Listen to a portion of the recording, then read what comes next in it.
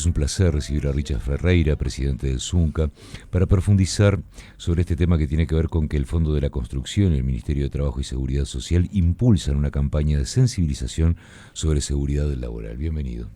Buenas tardes y gracias por recibirnos. ¿Hay algún sector que sea más sensible a este tipo de situaciones en lo que tiene que ver con accidentes laborales? Sin duda, este es uno de los temas donde más ha requerido de la acción, de la elaboración y de la ejecución en función de la delicadeza y de la gravedad que tiene, y que ha sido una tarea permanente del sector de tratar de construir políticas que atiendan la accidentabilidad, la siniestralidad, y por lo tanto construir políticas que en definitiva se adelanten a cualquier tipo de accidentes.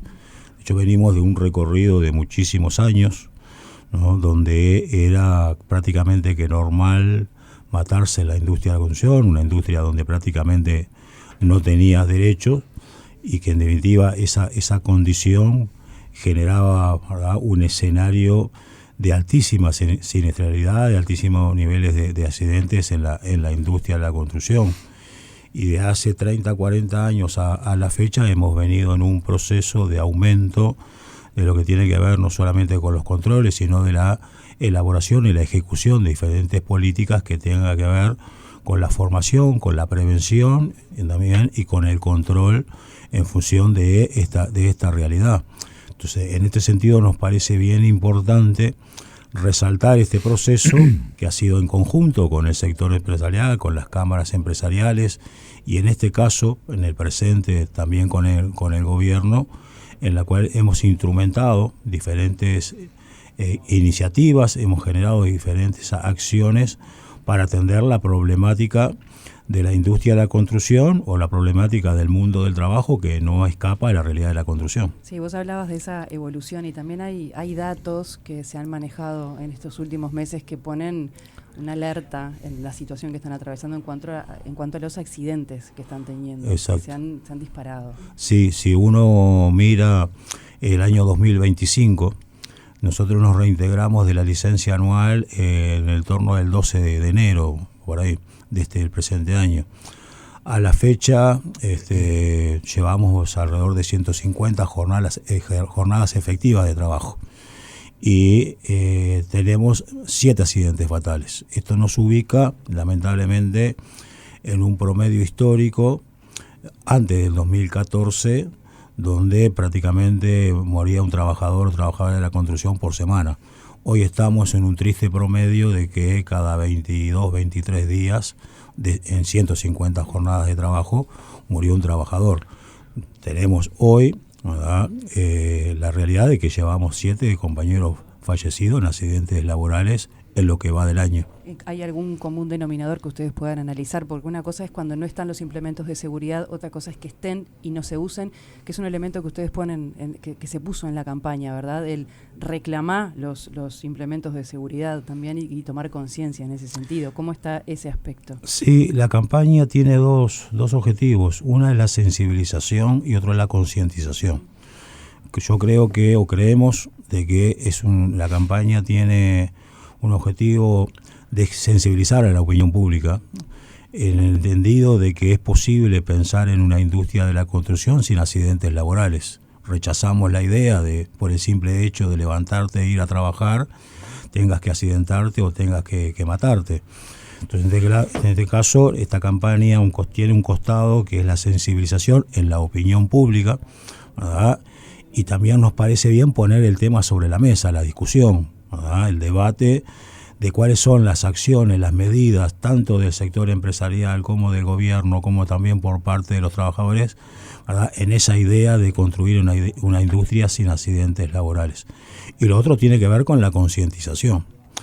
Esto es una campaña que pretendemos que perdure en el tiempo, que se sostenga en el tiempo, porque hay que trabajar sobre las causas de un accidente. ¿verdad? Y el tema de la concientización, el tema del análisis de las causas del accidente, tiene que ver con varios factores. Uno tiene que ver con el control, la prevención y la fiscalización de que efectivamente la normativa que rige para la industria de la construcción realmente se cumpla. Por otro lado, tiene que ver con el sector empresarial en cuanto a la organización del trabajo y que ponga en esa organización del trabajo como prioridad la vida antes que la producción. Y para esto se requiere en esa planificación y en esa organización de trabajo que nosotros no participamos, sí participa el sector empresarial, en esa organización tiene que haber acciones concretas, políticas que definan cuáles son las prioridades. Y por el lado de los trabajadores, obviamente, de que nosotros reclamamos la presencia de los elementos de seguridad, de protección personal, esos elementos obviamente que son para usarlos, y para esto nosotros lo que estamos también desarrollando es una campaña de formación, de capacitación, que tenga que ver con analizar los riesgos, que tenga que ver también con medir las consecuencias de un accidente fatal o no, porque muchas veces lo que es noticia es el accidente fatal, pero lo que sucede, que muchas veces, ¿verdad?, no es noticia, son todos aquellos accidentes que dejan compañeros mutilados, compañeros con una discapacidad severa o de por vida, compañeros con problemas de visión, compañeros con problemas respiratorios u otros problemas relacionados al trabajo. Parece que hay mucho para trabajar en ese sentido. Los controles en lo que tiene que ver con el cumplimiento de estas normas se trabajan en paralelo tanto de las autoridades como desde el Zunca, hablando específicamente del rubro construcción. Sí, nosotros somos de los sectores que tienen una larga historia de la tripartita de seguridad e higiene, donde hemos participado con las cámaras empresariales, sindicatos, independientemente del gobierno, el gobierno, y esto nos ha permitido poder avanzar sobre la normativa y en función de la evolución que tiene la industria en cambios tecnológicos, etcétera. Más allá de eso, obviamente, de que acá hay un primer responsable en cuanto a los controles, que es la propia inspección de trabajo. Entonces nosotros ahí tenemos una discusión que venimos desarrollando y tratando de profundizar, de que nosotros como organización sindical decimos de que contamos con un cuerpo inspectivo que nos da cuenta del mundo del trabajo, un cuerpo inspectivo que hay que sumarle más profesionales, un cuerpo inspectivo en la cual no da abasto de las necesidades a nivel nacional, y por lo tanto ahí no solamente tiene que haber voluntad política, sino que recursos concretos, económicos, y por eso que estamos hablando ahora en esta etapa, no es la primera vez que lo decimos, pero en esta etapa donde se está definiendo y se está discutiendo la ley de presupuesto que va a ingresar en las próximas semanas en esa discusión. Independientemente de eso, creemos nosotros que estamos en un producto del crecimiento de la sedentabilidad, estamos en una emergencia y no podemos esperar el año que viene la discusión del presupuesto. Una respuesta que quedó pendiente es en los casos de los fallecidos, y te sumo ahora también de los heridos en accidentes. ¿Ustedes como sindicato encuentran algún denominador común, si es por la falta de los elementos de seguridad o el no uso de los elementos de seguridad, o son accidentes que ocurren de todas formas? ¿Qué observan yo soy de los que pienso que los accidentes no son una casualidad o porque tuvo mala suerte, sino que son la consecuencia de una mala planificación, de una mala organización, y donde se pone el foco en cuanto a la priorización, ¿verdad?, de los niveles de producción. O sea, si uno mira antes de 2014, nosotros teníamos una situación que alarmaba como ahora en cuanto a los niveles de accidentabilidad y mortalidad en la industria de la construcción.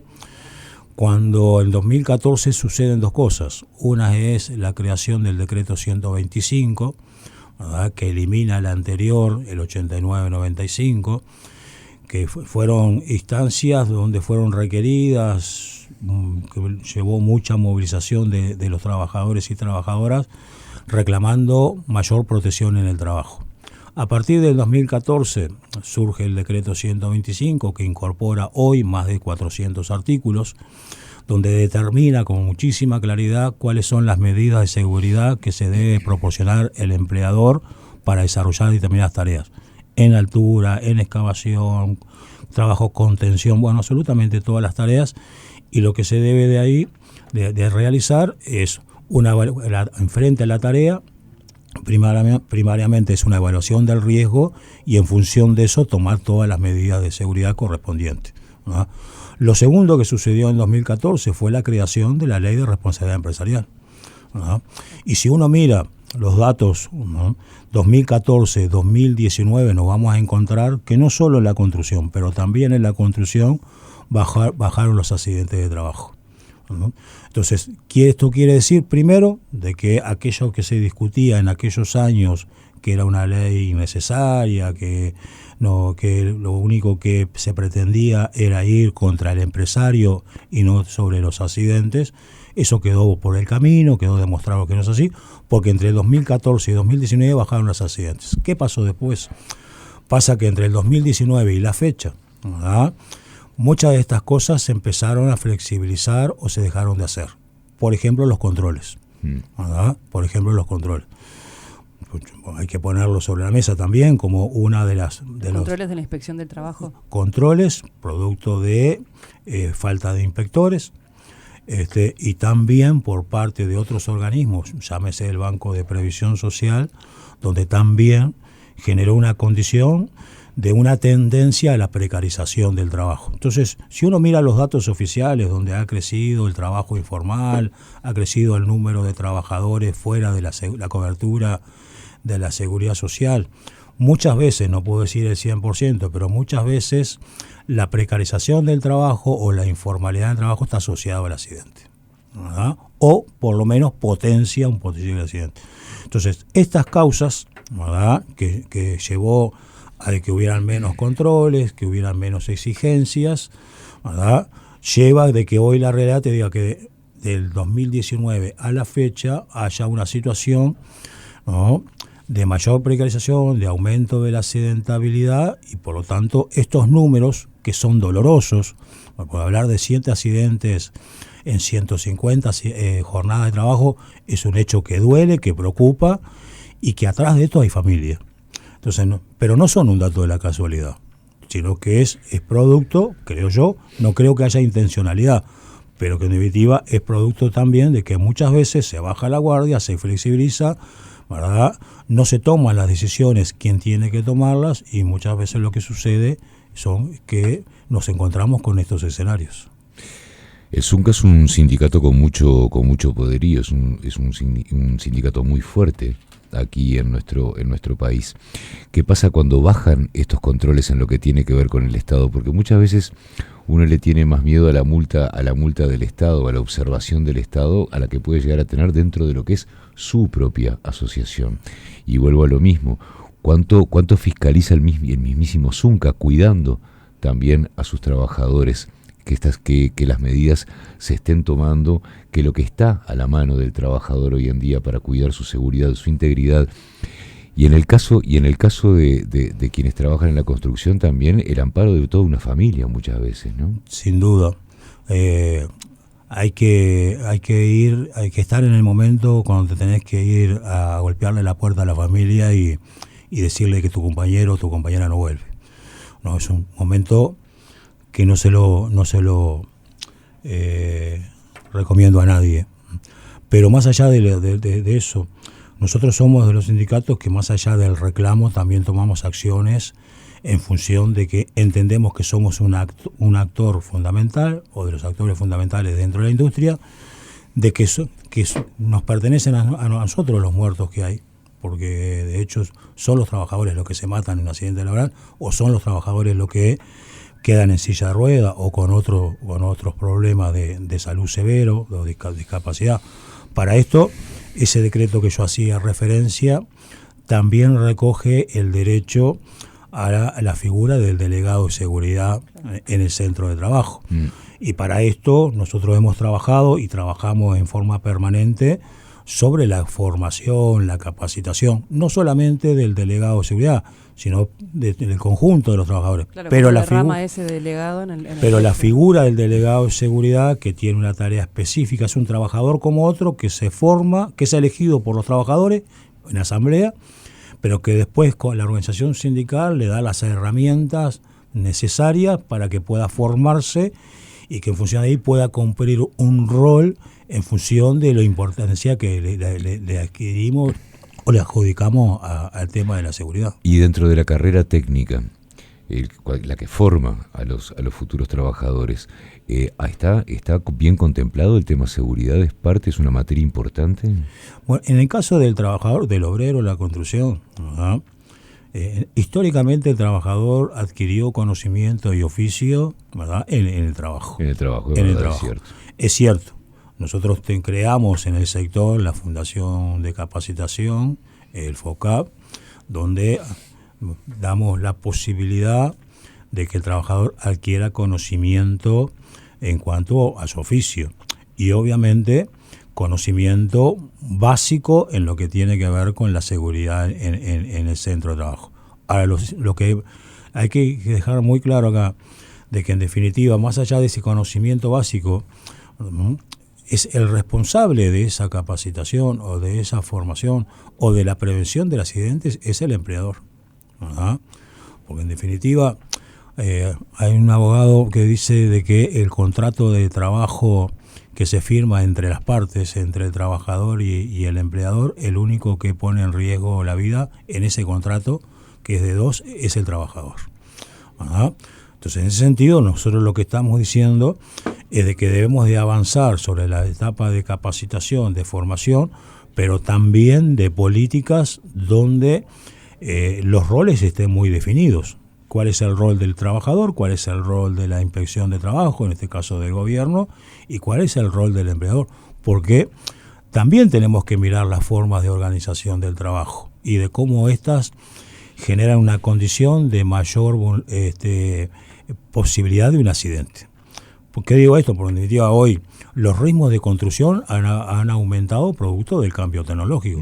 Obras que se hacían en 2 años y con 50 trabajadores, hoy se hacen en 1 año y con 25 trabajadores. Y no es porque la gente ande corriendo, sino porque el mismo cambio tecnológico ha aumentado los ritmos de producción. Otras exigencias. Y hay otras exigencias. Y muchas veces la propia organización del trabajo, ¿verdad?, genera determinados niveles de accidentabilidad o genera exposición al riesgo. Para esto creo que lo que nosotros queremos desarrollar, y para esto nosotros propusimos recientemente en la tripartita de la creación necesaria de la Fiscalía Especializada, de que se debe actualizar el registro de empresas infractoras, de que en definitiva debe haber obviamente un mayor cuerpo inspectivo, de que deberíamos de ir a una creación de mesas interinstitucionales a nivel departamental. ¿Qué queremos decir con esto? Que en definitiva, más allá de la teoría, ¿no?, hay cuestiones que hay que ir a la práctica y hay que ir en concreto. Y para esto plantear este tipo de mesas con la participación de todos los actores para poder atender esta problemática. Richard, se nos terminó el tiempo, pero agradecemos muchísimo esta visita y esta conversación. No, el agradecido soy yo a ustedes y bueno, estamos a la orden. Y habrá más instancias seguro para seguir hablando de Era eso. el presidente del Zunca, Richard Ferreira, por aquí por Viva la Tarde.